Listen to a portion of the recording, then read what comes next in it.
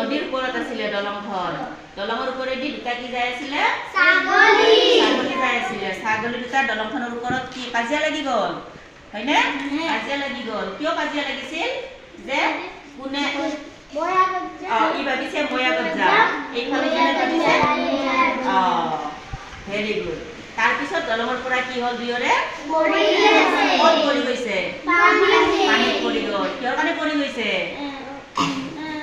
কাজিয়া কৰাৰ কাৰণে পৰি গৈছে ছেকেণ্ড দিনাখন কি হ'ল আকৌ আহিলে না কিহৰ ওপৰতে আহিছে আকৌ দলঙৰ আহিছে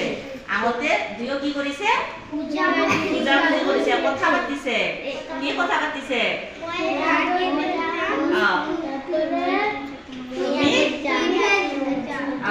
এইটো কৈছে মই আগত যাম এনেকে বুজা বুজি কৰিছে তাৰপিছত কি কৰিছে